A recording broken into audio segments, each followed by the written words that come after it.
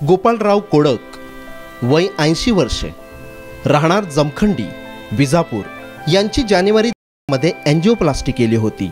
राजश्री गोपाळराव कोडक हे आमचे मालक आहेत। त्यांचं वय 80 आहे।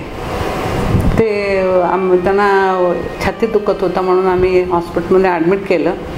त्यांचं एंजिओप्लास्टी केले। त्यानंतर त्यांना सतत हातपाय सुजणे, भूक न लागणे तसेच त्यांना लघवी होण्यास त्रास होणे असे त्रास होत होते।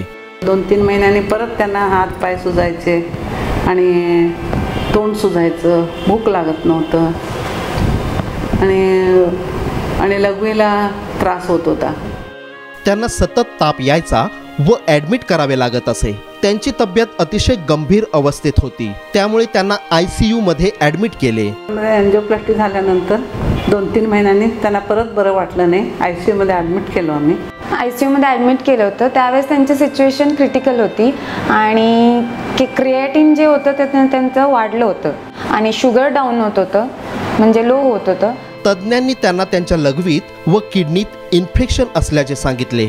त्यांची पूर्वी शुगर लेवल कमी होती, ती आता खूप प्रमाणात वाढली होती। तज्ज्ञांनी त्यांना त्यांच्या किडनीत पस झाल्याचे सांगितले। प्रचलित उपचार पद्धतीत उपचार घेतल्यानंतर त्यांना थोडे दिवस आराम पडला, परंतु परत त्यांना त्रास होऊ लागला।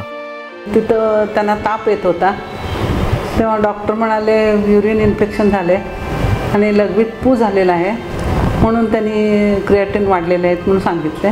त्यांची शुगर लेवल खूप वाढलेली व क्रिएटिनिन 2.9 इतक्या प्रमाणात वाढले होते।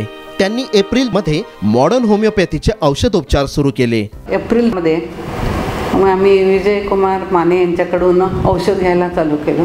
औषधोपचार सुरू केल्यानंतर पहिल्या महिन्यातच त्यांना फरक पडला। त्यांच्या हाताची पायाची सूज कमी झाली, त्यांना जेवण जाऊ लागले, त्यांचे शुगर लेवल नियंत्रित आले व लघवीतून प्रोटीन जाणे तसेच लघवीतील इन्फेक्शन कमी झाले।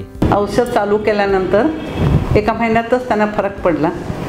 मग त्यांची तब्येत पण सुधारली, अशक्तपणा कमी झाला, जेवण पण करू लागले ते। माने सरांच्या औषधाने त्यांचं BP, शुगर आणि परत क्रिएटिन लेवल हे स्टेबल झालं।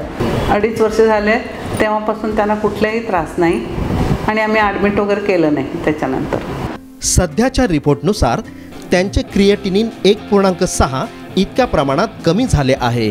त्यांना आता पूर्वीसारखा कोणताही त्रास होत नसून ते मॉडर्न होमिओपॅथीच्या औषधोपचारांसह सामान्य व आनंदी जीवन जगत आहेत।